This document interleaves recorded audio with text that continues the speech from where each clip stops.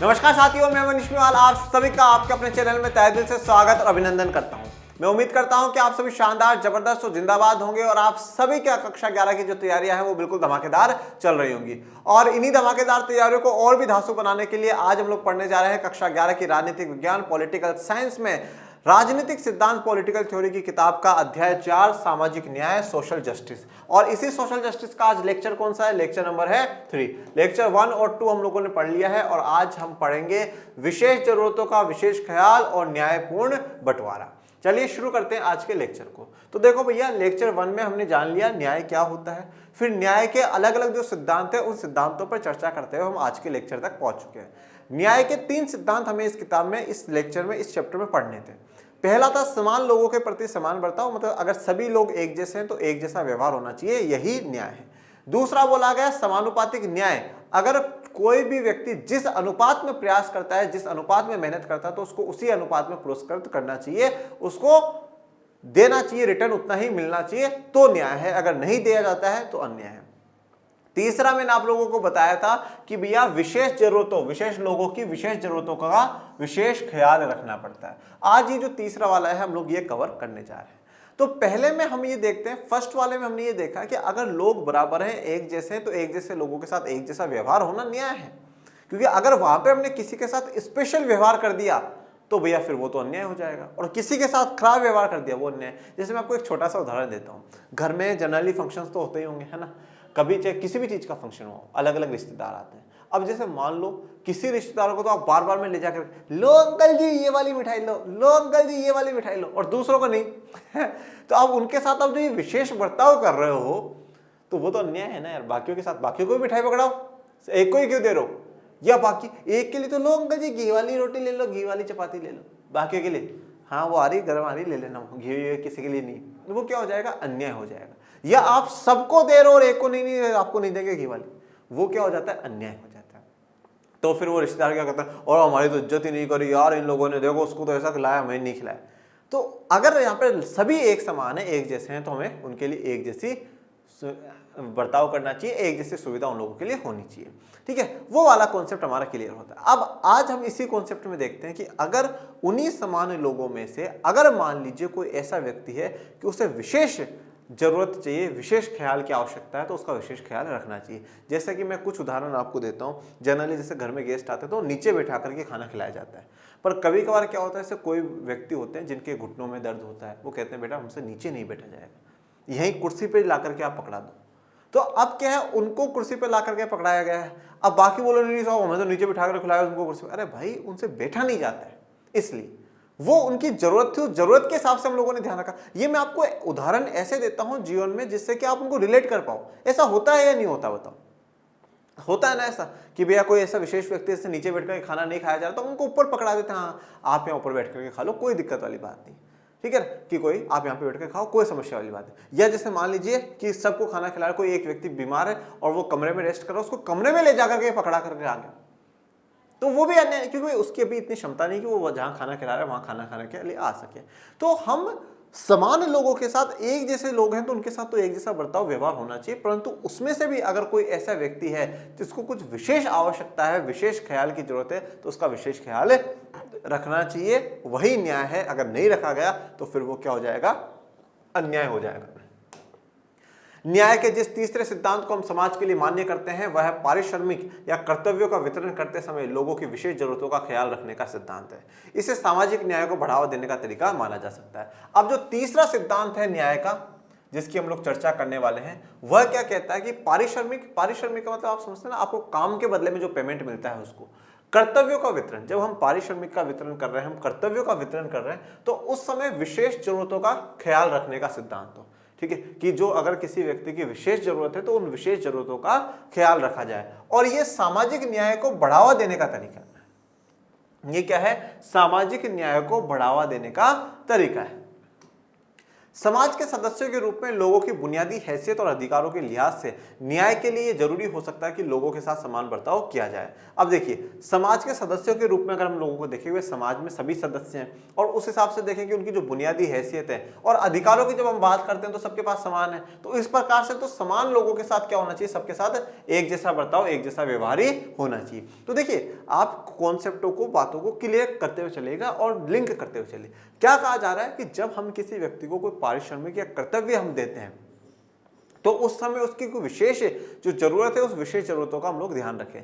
ठीक है, विशेष जरूरतों का ध्यान रखना है। और पर हमारा जो एक कॉन्सेप्ट है वो ये भी कहता हुआ है कि समाज के सभी सदस्य अगर एक जैसे हैं तो उनके साथ समान बर्ताव होना चाहिए। तो समान बर्ताव तो होगा, बिल्कुल सही बात है, परंतु वहां पे अगर व्यक्ति में थोड़ा सा अलग गुण है तो उसके साथ थोड़ा सा अलग व्यवहार होगा। और यहाँ पे गुण क्या है कि अगर वो पिछड़ापन है उसमें तो उसकी बात होगी। बाकी ऐसे कोई ये नहीं है कि हाँ नहीं साहब आप बड़े ज्ञानी हो इसलिए आपके साथ ऐसा, वो समानुपातिक में आ गया। देखो, आप दोनों चीजों को समझो। पहला नियम ये कहता है कि समान लोगों के साथ समान बर्ताव। ठीक है, अब इन समान लोगों में तीन प्रकार के लोग हो सकते हैं। एक एवरेज, तो एवरेज वालों के साथ तो एवरेज जैसा व्यवहार। एक हो सकते हैं बहुत ही आगे एडवांस, और एक हो सकते हैं थोड़े से पिछड़े। जो एडवांस है तो उन एडवांस को तो हमने समानुपातिक न्याय में एडजस्ट कर लिया कि भैया आप एडवांस हो, आप ज्यादा मेहनत करते हो, ज्यादा काम करते हो, ज्यादा ये करते हो, ये ज्यादा पैसा करो। अब जो पिछड़े हुए हैं तो उनको आगे लाने के लिए कम से कम एवरेज के बराबर लाने तक तो मेहनत करनी पड़ेगी ना सरकार को। ठीक है, तो उसकी विशेष ख्याल हमें रखना पड़ेगा। लेकिन लोगों के बीच भेदभाव न करना और उनकी मेहनत के अनुपात में उन्हें पारिश्रमिक देना भी ये सुनिश्चित करने के लिए शायद पर्याप्त ना हो कि समाज में अपने जीवन के अन्य संदर्भों में भी लोग समानता का उपभोग करें या कि समाज समग्र रूप से न्यायपूर्ण हो जाए। अब लोगों के बीच भेदभाव न करना, ठीक है, ये तो हमें हमेशा दिमाग में बिठा करके ही रखना है कि लोगों के बीच में हमें किसी भी प्रकार का कोई भेद वाला भाव नहीं रखना। भेद का मतलब क्या होता है, अलग अलग, और भाव हमारा इमोशंस, कि हम अलग अलग वाला जो भाव रखते हैं ना वो वाला तो करना ही नहीं है। और उनकी मेहनत के अनुपात में पारिश्रमिक देना, तो लोगों के बीच में भेदभाव ना करना, ये तो क्या है, समान लोगों के साथ समान बर्ताव वाले में पड़ा था कि भैया किसी के साथ जाति के आधार पर, वर्ग के आधार पर कोई डिफरेंस नहीं होना चाहिए। और दूसरा, मेहनत के अनुसार पारिश्रमिक देना, ये हमने समानुपातिक वाले में पढ़ा था, ये हमने समानुपातिक में पढ़ लिया था। ये सुनिश्चित करने के लिए शायद पर्याप्त ना हो, तो ये दोनों शायद इतने पर्याप्त ना हो कि समाज में अपने जीवन के अन्य संदर्भों में भी लोग समानता का उपभोग करें या समाज समग्र रूप से न्यायपूर्ण हो जाए। तो समाज को समग्र रूप से, मतलब कंप्लीटली न्यायपूर्ण बनाने के लिए और समाज के सभी संसाधनों का पूरा समाज उपभोग कर रहा है या नहीं कर रहा, ये पता लगाने के लिए दोनों सिद्धांत काफी नहीं।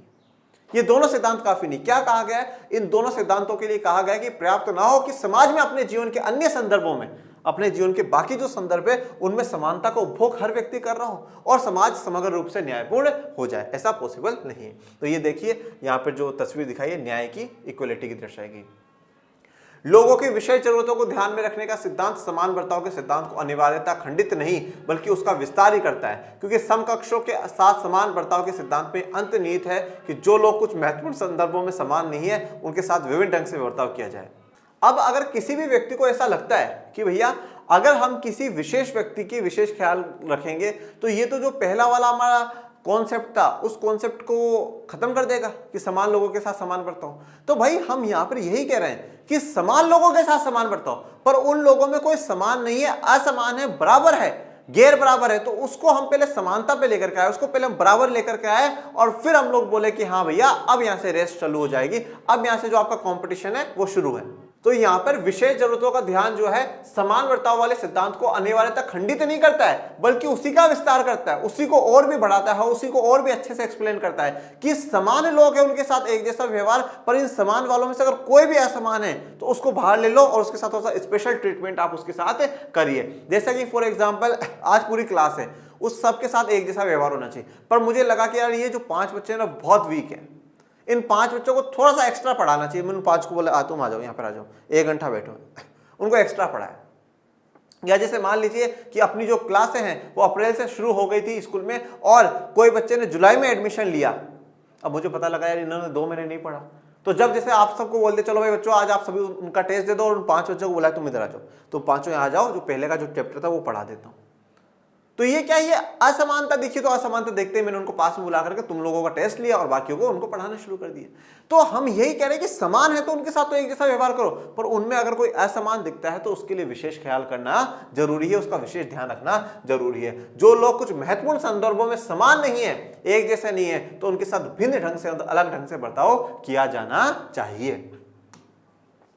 विशेष जरूरतों या विकलांगता वाले लोगों को कुछ खास मामलों में असमान और विशेष सहायता के योग्य समझा जा सकता है। तो जिनको विशेष जरूरत होती है या जैसे विकलांग व्यक्ति जो होते हैं, तो उनको कुछ मामलों में असमान समझा जा सकता है, इनइक्वल जो है वो समझा जा सकता है, और विशेष सहायता के योग्य समझा जा सकता है कि साहब आपको विशेष सहायता की है आवश्यकता है। जैसे आज कोई विकलांग व्यक्ति है तो उसको विशेष सहायता की आवश्यकता है, उसको जरूरत है। अब आप सब कहो कि नहीं साहब हम सब तो एक जैसे लोग हैं, सब बराबर है, हमारा भी खून लाल उसका भी खून लाल, एक साथ दौड़ाओ। अरे भाई बेवकूफ आदमी, वो डिफरेंट है और आप डिफरेंट हो, तो थोड़ा सा जो डिफरेंट है।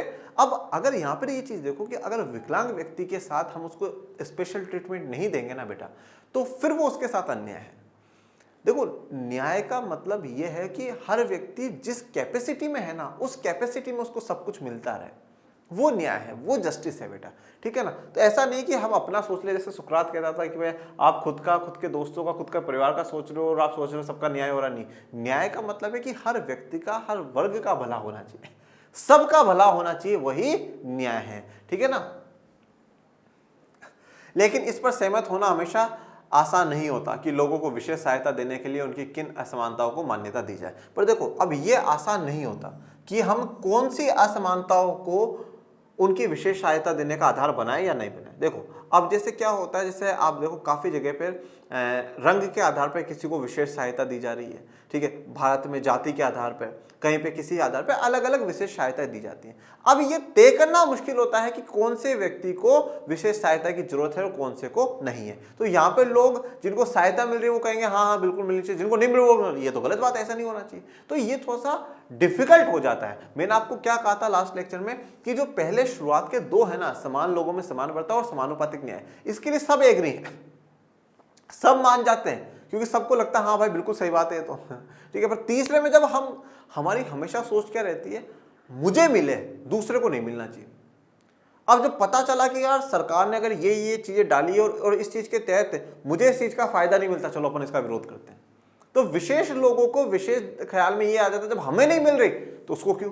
पर जब पहला और दूसरा सिद्धांत पढ़ते हैं, हाँ समान लोग, हाँ सबके साथ एक जैसा बर्ताव, हाँ मैंने ज्यादा मेहनत करी तो मुझे ज्यादा, ये तब तक तो ठीक था। पर तीसरे में आते ज्यादा कर लोग क्या थोड़ा सा यूं गुस्से में आ जाते हैं, आक्रोश, नहीं इनको क्यों ऐसा क्यों, ये वो बहुत सी बार होता है ना। जैसे मान लो मैंने उन 5 बच्चों को अलग बुला करके पढ़ाया, सर इनको क्यों पढ़ा रहे हो आप, हम भी टेस्ट नहीं देंगे सर, ये 5 ठीक है, इनके साथ हमारा भी रिवीजन करा दो, ठीक है। तो कभी बार हो जाता है गुस्सा।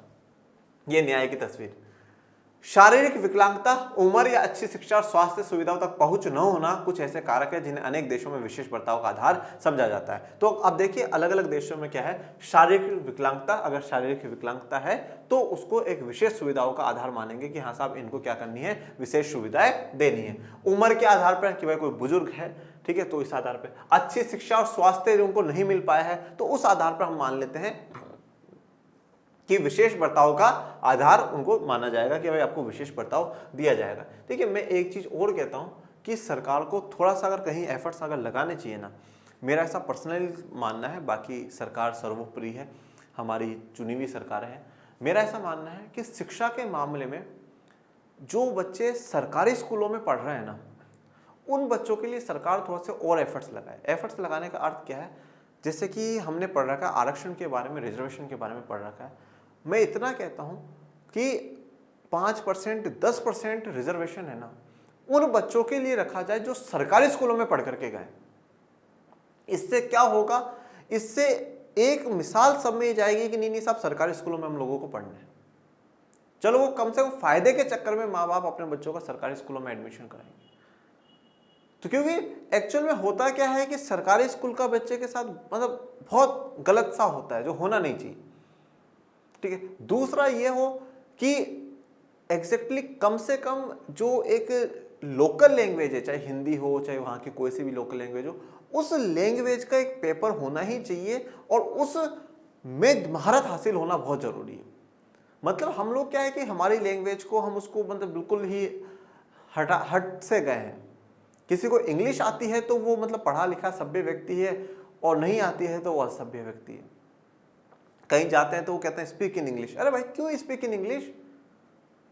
बचपन से हिंदी सीखिए, हिंदी बोलिए, और उसके अलावा भाई आप जो हमारे राज्य की भाषा है, चाहे जो भी हो, तमिल हो, मलयालम हो, कन्नड़ हो, उड़िया हो, जो भी हो, हम उसमें बोलेंगे भाई। इंग्लिश क्यों? मैं कौन सा फॉरेनर से बात कर रहा हूँ, ठीक है? तो वहां पर जब व्यक्ति को एक ऐसा महसूस होता है ना कि यार मैं मेरे देश में रह करके मैं इंग्लिश ना बोलने के कारण मुझे बहुत सी बार लोगों को जॉब इसलिए नहीं मिल पाती क्योंकि वो इंग्लिश नहीं बोल पाते। अरे भाई उनका काम देखो ना आप। जरूरी थोड़ी है भाई इंग्लिश वाले घर में उसने जन्म लिया होगा, हाँ साहब बहुत खूब अच्छी इंग्लिश बोली जाती होगी, नहीं। तो इसलिए मेरी सरकार से रिक्वेस्ट है कि इन केस फ्यूचर में कभी आप लीडर बनो, पॉलिटिशियन बनो, प्रधानमंत्री, मुख्यमंत्री, मंत्री बनो, अधिकारी बनो, तो ऐसी बातें कहीं ना कहीं सरकार तक पहुंचनी चाहिए कि जो बच्चे सरकारी स्कूल में पढ़ रहे हैं ना, उनके लिए कुछ ऐसा प्रावधान सरकार करे कि उनको सरकारी नौकरियों में थोड़ी सी विशेष सुविधा सरकार प्रदान करे, ठीक है ना। या जो सरकारी स्कूलों में पढ़े हैं उन बच्चों के लिए सरकार मुफ्त में कुछ कोचिंग्स हैं जो हैं कंपटीशन के लिए वो चलाए, या और कुछ कार्यक्रम है सरकार वो ऐसा चलाए, ऐसे कार्यक्रम। मैं खुद कहता हूँ, मैं खुद पूरा मतलब मैंने 12 साल पढ़ाई करी स्कूलिंग की, वो प्राइवेट से करी, कॉलेजिंग मेरी गवर्नमेंट से हुई, पर मैं फिर भी मैं सपोर्ट करता हूँ कि भाई गवर्नमेंट स्कूल के बच्चों के साथ थोड़ा सा जो है और उनको विशेष जो आवश्यकता है उसकी जरूरत होनी चाहिए, जिससे कि इन चीज़ों के कारण लोगों का अट्रैक्शन जाए कि नहीं साहब बच्चों को सरकारी में पढ़ाना चाहिए। और एक नियम सरकार अगर ये कर दे तो बहुत ही अच्छी बात है कि जितने भी लोग सरकारी नौकरी लग चुके हैं, जितने भी लोग सरकारी नौकरी लग चुके हैं, उन सभी के जो बच्चे हैं वो सरकारी स्कूल में पढ़ने चाहिए। अगर उनके बच्चे सरकारी स्कूल में नहीं पढ़ते हैं तो उनको नौकरी से निष्कासित कर दिया जाएगा। तो फिर ऐसा क्या होगा? देखो एक्चुअल में क्या होता है, किसी भी चीज की, किसी भी व्यक्ति की जो इंपोर्टेंस होती है ना बेटा, वो लोग ही बनाते हैं। लोग ही किसी चीज को अच्छा बनाते हैं, लोग ही किसी चीज को बुरा बना देते हैं, ठीक है ना। सब कुछ लोगों के ऊपर ही निर्भर करता है। लोग जैसा सोचते हैं वैसा वो हो जाता है। अगर आज ऐसा हो जाए कि हमने क्या करा, हमने हमारे दिमाग में छवि बना ली सरकारी स्कूल, सरकारी डिपार्टमेंट, सरकारी हर चीज बेकार है। अरे नहीं भाई, ऐसा नहीं है। क्यों हमने ऐसे ही में, तो हम खुद ही नहीं जा रहे, हम खुद ही नहीं डाल रहे, हम खुद ही नहीं कर रहे। तो इसलिए अगर सरकार एक ऐसे नियम ला देगी, नहीं साहब सरकारी में ही आपको, अगर सरकार की नौकरी चाहिए तो सरकारी में आपका बच्चा फिर आगे पढ़ना चाहिए, ऐसा होना चाहिए। तो इससे क्या होगा, सरकारी स्कूल्स में लोग जाएंगे, इंप्रूवमेंट होंगे, सुधार होंगे, और बेहतर धीरे धीरे हम आगे बढ़ते जाएंगे। मेरा पर्सनली व्यक्तिगत मेरा ऐसा मानना है कि सरकार को हर जगह से, चाहे सब्सिडीज हैं, सरकार जितनी छूट देती है, जो देती है, सब कुछ सरकार को रिमूव कर देना चाहिए। अगर सरकार सिलेंडर पे छूट दे रही, सरकार ले ले, सरकार दूसरी चीजों पे छूट दे रही, सरकार वापस खींच ले, पर सरकार हर व्यक्ति को शिक्षा और स्वास्थ्य जहां तक हो सके ना, मुफ्त उपलब्ध करा सके ना, वो कराए। क्योंकि मैं ऐसा मानता हूं, मैं डॉक्टर अंबेडकर का एक फॉलोअर में से एक हूं। मैं हर महापुरुष के बारे में मैंने काफ़ी कुछ पढ़ा है और काफ़ी मैं सबसे प्रेरित होता हूं, परंतु मेरा ये मानना है कि शिक्षा इंपॉर्टेंट है भैया, एजुकेशन बहुत इंपॉर्टेंट है। तो एजुकेशन हर व्यक्ति तक पहुंचनी चाहिए। तो इसलिए ये कुछ चीज़ें ऐसी हैं जो सरकारों को शिक्षा के मामले में अगर करती है तो बहुत ही अच्छी बात है। यह माना जाता है कि जीवन यापन और अवसरों के बहुत ऊंचे स्तर का उपभोग करने वाले और उत्पादक जिंदगी जीने के लिए जरूरी न्यूनतम बुनियादी सुविधाओं से भी वंचित लोगों से हर मामले में बिल्कुल एक जैसा बर्ताव करने का परिणाम समतावादी और न्यायपूर्ण नहीं बल्कि एक असमान समाज होगा। अब देखो, जीवन यापन और अवसरों के बहुत ऊंचे स्तर का उपभोग करने वाले, ठीक है, एक तरफ तो कौन है, ऐसा वर्ग है जो जीवन यापन टॉप क्लास चल रहा है, दिन में उसके पास खूब खाने के लिए खूब होता है, गाड़ियों में घूमते हैं फिरते हैं, खूब जीवन बढ़िया चल रहा है। और दूसरी तरफ उत्पादक जिंदगी जीने के लिए जरूरी न्यूनतम बुनियादी सुविधाएं, और मतलब जो बुनियादी सुविधाएं हैं, मूलभूत सुविधा है, रोटी कपड़ा मकान, उनके लिए भी जो लोग जूझ रहे हैं। तो एक तरफ तो क्या है, जो बिल्कुल हाई क्लास का जीवन जी रहे हैं, और एक जिनके पास बेचारों के पास 2 वक्त का खाना भी नहीं है, उन लोगों के साथ भी हम एक जैसा बर्ताव करेंगे ना, तो ये फिर न्यायपूर्ण समाज नहीं, ये तो एक असमान समाज, अन्यायपूर्ण समाज बना देगा। ठीक है, कि हाँ भाई इनके साथ भी एक जैसा बर्ताव और इनके साथ भी एक जैसा बर्ताव। जैसे सरकार यहाँ पे तो एक बहुत अच्छा काम करती है, प्रगतिशील कर लगाती है बेटा, प्रोग्रेसिव टैक्स लगाती है कि जैसे जैसे आपकी इनकम बढ़ती जाएगी आपका टैक्स रेट बढ़ता जाएगा। मतलब गरीबों से टैक्स है नहीं और अमीरों से जितना तुम कमाओगे उतना टैक्स सरकार को देना पड़ेगा, ये एक अच्छी चीज़ है। तब आप यहाँ पे कहोगे नहीं साहब कमा तो सब रहे हैं, ये 5,000 कमा रहा तो उससे भी उतना टैक्स लो, और ये 1 लाख कमा रहा तो उससे भी उतना टैक्स लो, वो सही बात नहीं। हमारे देश में आमतौर पर देखा जाता है कि अच्छी शिक्षा, स्वास्थ्य और ऐसी अन्य सुविधाओं तक पहुंच का अभाव जाति आधारित सामाजिक भेदभाव से भी जुड़ा हुआ है। तो आर्थिक आधार तो है ही, उसके साथ साथ सामाजिक जो भेदभाव है उससे भी जुड़ा हुआ है कि शिक्षा के मामले में, स्वास्थ्य के मामले में, अन्य सुविधाओं तक जो अभाव है, कमी है, वो जाति विशेष के साथ जुड़ी हुई है। इसलिए संविधान में अनुसूचित जातियों और जनजातियों के लोगों के लिए सरकारी नौकरियों में तथा शैक्षणिक संस्थाओं में दाखिले के लिए आरक्षण का प्रावधान किया गया है। तो ये जो आरक्षण का टॉपिक है ये मैं आपको बहुत बार पढ़ा चुका हूँ। मैंने जब सकारात्मक कार्रवाई पढ़ाई थी, अफर्मेटिव एक्शन पढ़ाए थे, तभी पढ़ाया है। और संविधान वाली किताब जब पढ़ाई तो उसमें जो चैप्टर 2 है मौलिक अधिकारों वाला, उसमें भी अपन ने जिक्र करा है। न्याय के विभिन्न सिद्धांतों पर हमारी बहस ने यह संकेत दिया कि सरकारें कभी कभी न्याय के लिए उपरोक्त तीनों सिद्धांतों, समकक्षों के बीच समान बर्ताव, लोगों को मिलने वाले लाभों को तय करते समय विभिन्न प्रयास तथा कौशलों को मान्यता देना और जरूरतमंदों के लिए जीवन के न्यूनतम मानकों और अवसर का प्रावधान के बीच सामंजस्य बिठाने में कठिनाई महसूस कर सकती है। तो देखो कभी कभार क्या हो सकता है कि इन तीनों के बीच में, तीनों सिद्धांतों के बीच में सामंजस्य, तालमेल बिठाने में सरकार को कठिनाई महसूस हो सकती है। पर देखो मैं आपको एक सीधी सी बात बताता हूँ कि आप ये मान लीजिए कि एक बार सभी लोग समान हैं, तो समान लोग हैं तो उनके साथ समान बर्ताव होना चाहिए। समान लोग हैं तो समान बर्ताव। जैसे मैं मानता हूं आपको, जैसे बोल लो कि 10 लोगों को एक साथ खड़ा कर लिया आपने, अब 10 लोग सब एक जैसे, अब 10 में से आपको पता चला भाई 5 तो क्या है, बिल्कुल समान है, तो उनके साथ तो एक जैसा ही व्यवहार करना, पर उनमें से 2 क्या है, 2 थोड़े से एक्स्ट्रा ऑर्डिनरी हैं, थोड़े से और मेहनत वाले हैं, फुर्तीले हैं और हैं, तो वो किस में आ जाते हैं, वो समानुपातिक न्याय में आ जाते हैं कि अगर उन्होंने प्रयास ज्यादा लगाया तो उनको ज्यादा उसका मिलना चाहिए। अगर प्रयास ज्यादा लगा रहे हैं तो उस हिसाब से उनको ज्यादा उसका रिटर्न मिलना चाहिए। अब चाहे वो फिर किसी भी जाति के हों, वर्ग के हों, कोई से भी हो। और दूसरी तरफ अगर कोई पिछड़ा हुआ है, अब इनमें से 5 तो बिल्कुल सेम है तो उनके साथ एक जैसा है, 2 थोड़े से एक्स्ट्रा ऑर्डिनरी, 5 और जो 3 है वो तो सब पिछड़े हुए, तो उनके साथ थोड़ा सा विशेष ख्याल हमें रखना होगा, विशेष जो ध्यान है ना वो हमें उनका रखना होगा। तो कहीं ना कहीं तीनों का आपको लिंक बिठाना पड़ेगा, तीनों का लिंक बिठाना पड़ेगा। एक जैसों के साथ एक जैसा व्यवहार करो, ये न्याय है। जिसने ज्यादा प्रयास लगाया उसको ज्यादा दो, ये न्याय है। और जो पिछड़ा हुआ है उसको विशेष सुविधाएं दो, वो न्याय है। न्याय तीनों जगह अपने अपने, तो तीनों के बीच में सरकार सामंजस्य, तालमेल बिठाने की कोशिश सरकार करती है, पर इसमें थोड़ी सी क्या होती है, कठिनाई देखने को मिलती है, इसमें थोड़ा सा डिफिकल्ट सरकार को देखने को मिलता है। समान बर्ताव के सिद्धांत पर अमल कभी कभी योग्यता को उचित प्रतिफल देने के खिलाफ खड़ा हो सकता है। तो समान बर्ताव का जो सिद्धांत है कभी कभार योग्यता के खिलाफ खड़ा हो सकता है कि भाई आप, अच्छा जैसे मैंने आपको लास्ट लेक्चर में बताया था कि मैं क्लास 11th में सभी बच्चों को क्या है 1 मार्क्स दे दूं, तो आप बोलोगे सर मैंने ज्यादा पढ़ा, मेरा टैलेंट था, फिर आपने मुझे बराबर मार्क्स दी सबके, तो वो गलत बात हो जाएगी।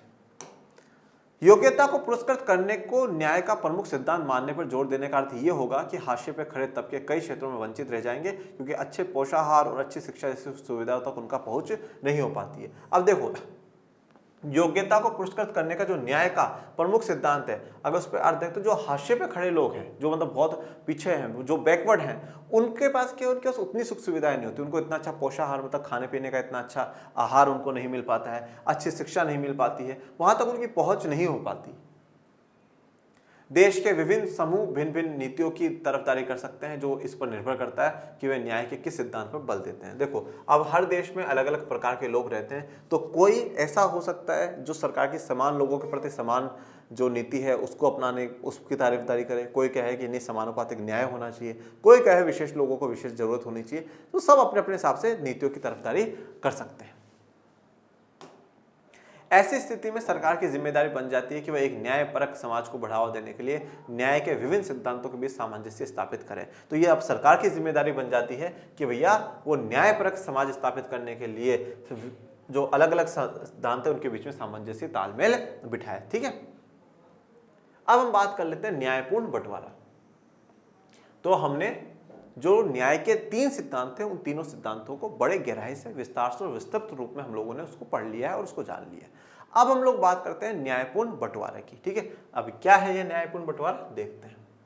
समाज में सामाजिक न्याय पाने के लिए सरकारों को यह सुनिश्चित करना होता है कि कानून और नीतियां सभी व्यक्तियों पर निष्पक्ष रूप से लागू हो, लेकिन इतना ही काफी नहीं है और इससे कुछ ज्यादा करने की आवश्यकता होती है। देखो, अब समाज में सामाजिक न्याय पाने के लिए, सोशल जस्टिस पाने के लिए सरकार को यह सुनिश्चित करना पड़ता है कि जो सरकार ने कानून बनाया है, सरकार ने जो नीतियां बनाई है, वो सभी पर एक प्रकार से, सभी पर निष्पक्ष रूप से लागू हो। मतलब ऐसा ना हो कि कोई व्यक्ति कानून तोड़ रहा है तो भी आप उसको कुछ नहीं कह रहे, और कोई व्यक्ति छोटी सी गलती कर रहा है तो उसके लिए बड़ी सजा है, ऐसा नहीं। तो कानून और नीतियां सब पर निष्पक्ष रूप से लागू होनी चाहिए, क्योंकि हमारे देश का संविधान और ऑलमोस्ट सभी देशों के संविधान क्या कहते हैं कि कानून के समक्ष हम सभी बराबर हैं। कानून के समक्ष हम लोग क्या है, सभी के सभी बराबर है। कानून की नजर में ना कोई बड़ा है ना कोई छोटा है। तो इसलिए सरकार जो भी कानून बनाए, सरकार जो भी नीतियां बनाए, वो सभी व्यक्तियों पर निष्पक्ष रूप से लागू होनी चाहिए। मतलब सरकार की नीतियों का फायदा, लाभ हर व्यक्ति तक पहुंचना चाहिए। कानून कोई बनाए गए हैं, उसका फायदा, उसका जो भी है वो हर व्यक्ति तक पहुंचना चाहिए, सब पर निष्पक्ष रूप से लागू होना चाहिए। परंतु सिर्फ और सिर्फ इतना ही काफी नहीं होता है, इससे भी ज्यादा करने की आवश्यकता है, इससे भी ज्यादा एफर्ट्स लगाने की आवश्यकता है। सामाजिक न्याय का सरोकार वस्तु और सेवाओं के नियोजित वितरण से भी है, चाहे ये राष्ट्र के बीच वितरण का मामला हो या किसी समाज के अंदर विभिन्न समूह और व्यक्तियों के बीच का। अब सामाजिक न्याय का जो सरोकार है, सामाजिक न्याय का एक जो मुद्दा है वो ये भी है कि वस्तुओं और सेवाओं के बराबर अपन को करना होगा, वस्तु और सेवाओं के नियोजित वितरण से भी। ठीक है, अब वस्तु और सेवा देखिए, अब वस्तु और सेवाओं का भी नियोजित वितरण करना, नियोजित मतलब उचित हो, ठीक है, सही वितरण भी करना है। अब देखो कुछ लोगों के पास जो वस्तु सेवाएं हैं वो बहुत ज्यादा है। अब ये वाला जो आप आधार देख सकते हो, नहीं अमीर गरीब वाला देख सकते हो। जैसे अब जो अमीर वर्ग के लोग होते हैं उनके पास खूब सुख सुविधाएं होती है, उनके पास खूब वस्तुएं, खूब सेवाएं होती हैं। ठीक है, अब आज जैसे सरकार गरीबों को क्या करती है, सस्ते में राशन देती है। अगर अब आज अपन संपन्न परिवारों से बिलोंग करते हैं, अपन सब इतने तो संपन्न हैं अपन सभी कि भाई 2 वक्त का खाना, रोटी, कपड़ा, मकान अपन को सही टाइम पे मिल जाता है। अब आज सरकार उनको जो मुफ्त में राशन देती है, तो सरकार क्या कर रही है कि उनको वो वस्तुएं दे रही है जो उनको तक नहीं पहुंच पा रही। तो वस्तु और सेवाओं का सरकार ने क्या करा, सही रूप से बंटवारा करा, जिससे कि समाज में न्याय हो जाए। तो एक वर्ग तो क्या होते हैं, खूब ऊपर होते हैं, उनके पास खूब धन दौलत, खूब सुख सुविधा होती है, और एक के पास न्यूनतम बिल्कुल भी नहीं होती। जब बिल्कुल भी नहीं होती तो उन तक वस्तु और सेवाएं पहुंचाने का काम सरकार करती है। जैसे सेवाओं के मामले में क्या है, शिक्षा। अब जिन लोगों तक शिक्षा नहीं पहुंच पा रही उनको सरकार कह रही सरकारी स्कूल खोलें, बहुत कम फीस है, पूरे साल के आप जाकर के बच्चों को पढ़ाइए। इलाज के मामले में सरकारी हॉस्पिटल कम पैसों में, कम, और काफी राज्यों ने तो अभी ये बहुत अच्छा कर रखा है कि ट्रीटमेंट बिल्कुल ही फ्री कर रखा है। तो वस्तुओं और सेवाओं का नियोजित वितरण भी जरूरी है कि सब तक वो पहुंचे, ऐसा वितरण। अब चाहे वो राष्ट्र के बीच वितरण का मामला हो या व्यक्तिगत समूह और व्यक्तियों के बीच में। यदि समाज में गंभीर सामाजिक या आर्थिक असमानता है तो जरूरी होगा कि समाज के कुछ प्रमुख संसाधनों का पूर्ण वितरण हो, जिससे नागरिकों को जीने के लिए समतल धरातल मिल सके। अगर समाज में सामाजिक या आर्थिक असमानताएं बहुत ज्यादा है तो इसलिए फिर क्या है कि जो संसाधन है उनका पूर्ण वितरण होना चाहिए। पूर्ण वितरण का मतलब, वितरण का मतलब क्या होता है, बांट देना। पूर्ण वितरण मतलब फिर से बांटना। अब वो कैसे होगा, जैसे मैं आपको एक उदाहरण देता हूं। आप लोगों को मैंने भूमि सुधार कानून पढ़ाया था,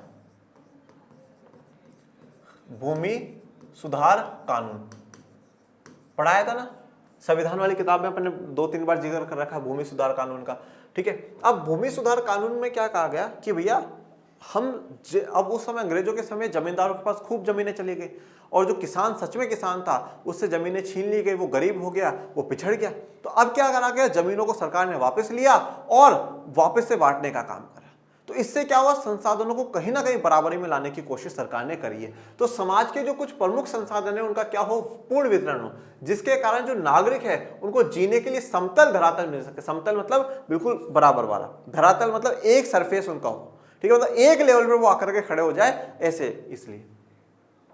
इसलिए ही किसी देश के अंदर सामाजिक न्याय के लिए जरूरी है कि न केवल लोगों के साथ समाज के कानूनों और नीतियों के संदर्भ में समान बर्ताव किया जाए, बल्कि जीवन की स्थिति और अवसरों के मामले में भी कुछ बुनियादी समानता का उपभोग करे। तो किसी भी देश के अंदर सामाजिक न्याय के लिए जरूरी ये सिर्फ इतना नहीं कि न केवल लोगों के साथ समाज के कानूनों और नीतियों के संदर्भ में समान बर्ताव, सिर्फ कानून और नीतियों के मामले में समान बर्ताव नहीं करना, वहां तो करना ही करना है कि सब पे एक जैसा कानून लागू हो, सब पर एक जैसी नीतियां लागू हो, ये तो करना ही है। इसके साथ साथ जीवन की स्थिति और अवसरों के मामले में भी कुछ बुनियादी समानता होनी चाहिए कि उनकी जो जीवन की स्थिति अगर वो पिछड़े हुए तो आगे लेकर के आ जाए, उनको अवसर के जो मामले हैं वो सबको बराबर दिए जाए, इस मामले में भी समानता होनी ही चाहिए।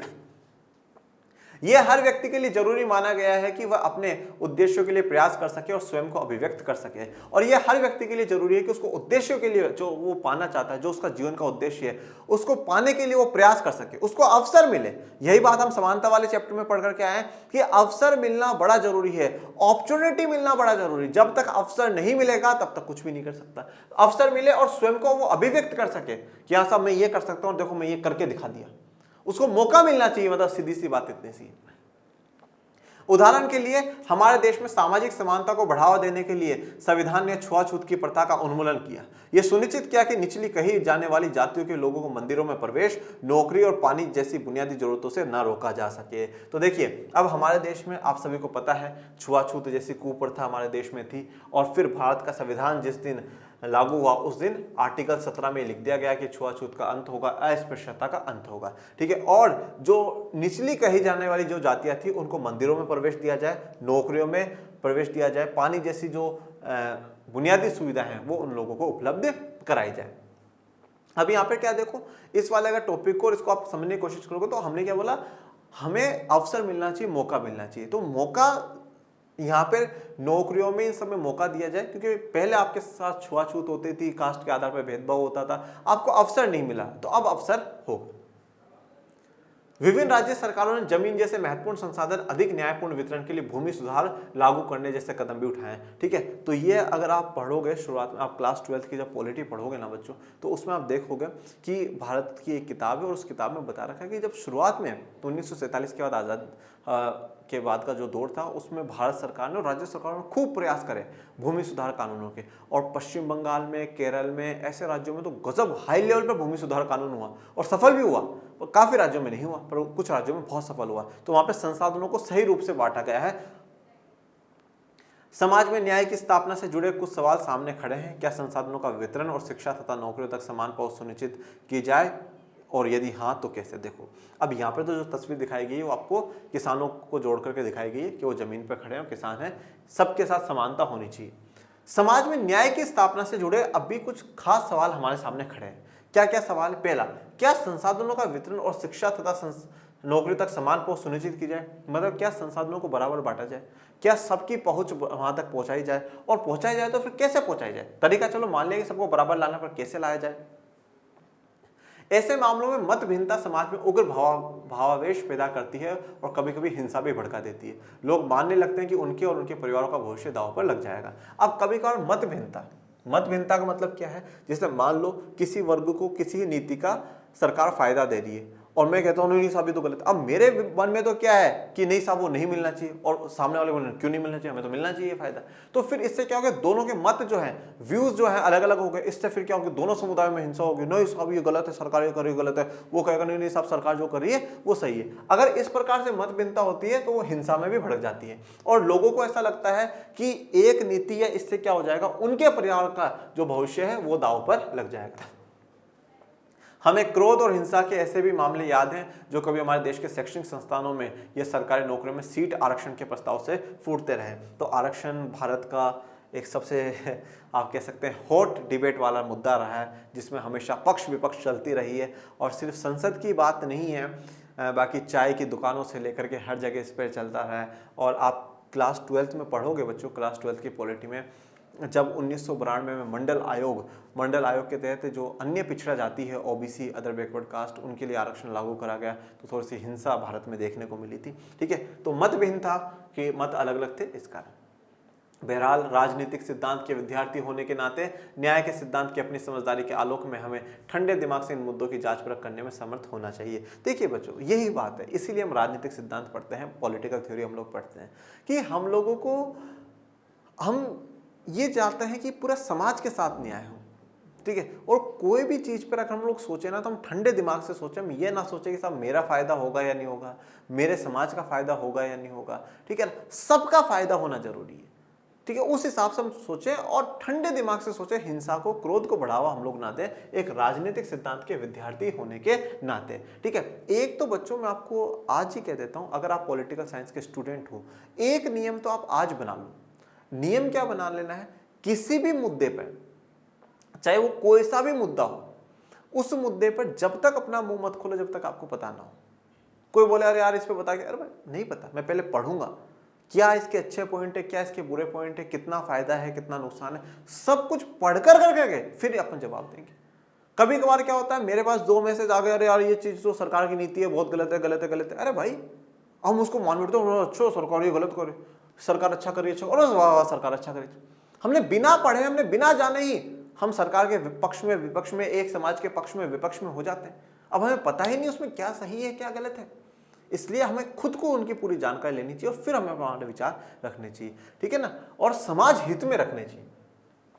क्या वंचितों की सहायता की योजनाएं न्याय सिद्धांत की कसौटी पर खड़ी मानी जा सकती है? तो जो वंचितों को सहायता दे रही है सरकार आरक्षण के रूप में या दूसरी सुविधाओं के रूप में, तो क्या वो न्याय के सिद्धांत पर कसौटी पर कसी जा सकते हैं, वो न्याय है या नहीं है? अगले खंड में हम सुप्रसिद्ध राजनीतिक दार्शनिक जॉन रॉल्स द्वारा प्रस्तुत नियोजित वितरण के सिद्धांत पर चर्चा करेंगे। अब जो हम अगला टॉपिक पढ़ेंगे वो जॉन रॉल्स के द्वारा सिद्धांत दिया गया है, उस पर चर्चा करेंगे। रोल्स ने तर्क दिया है कि समाज के न्यूनतम सुविधा प्राप्त सदस्यों को सहायता देने के लिए जरूरत स्वीकार करने के लिए बेशक युक्ति संगत औचित्य हो सकता है। तो रोल्स कहते हैं कि समाज की जो न्यूनतम सुविधा जिन सदस्यों को प्राप्त है उनके लिए सहायता देने की जो जरूरत है उसको स्वीकार किया जा सकता है, और औचित्य है मतलब वो ठीक है। ओके, तो इसी के साथ जो आज का हमारा लेक्चर है वो भी कंप्लीट होता है। हमने न्याय के तीनों सिद्धांत पढ़ लिए हैं, हमने न्यायपूर्ण बंटवारा पढ़ लिया है। अब जो हम लोग बात करेंगे वो किसकी करेंगे? जॉन रॉल्स की बात करेंगे कि उन्होंने जो विचार रखे हैं उन विचारों की चर्चा हम नेक्स्ट लेक्चर में करेंगे। आज का लेक्चर आपको कैसा लगा? कोई मन में डाउट, शंका, दो राय हो तो कमेंट बॉक्स में पूछिएगा, और जबरदस्त जिंदाबाद लगा तो वो भी बताइएगा। और बच्चों प्लीज ज्यादा से ज्यादा अपने आपके चैनल को लाइक, शेयर, सब्सक्राइब करें और दुनिया तक सब तक इसको फैलाएं। और डिस्क्रिप्शन में टेलीग्राम चैनल का भी लिंक दे रखा है, प्लीज आप उसको भी ज्वाइन करें जिससे आपको सभी जानकारियां मिलती रहे। और पढ़ते रहिए, आगे बढ़ते रहिए। मिलेंगे नेक्स्ट लेक्चर में, तब तक के लिए थैंक यू सो मच। जय हिंद, जय भारत।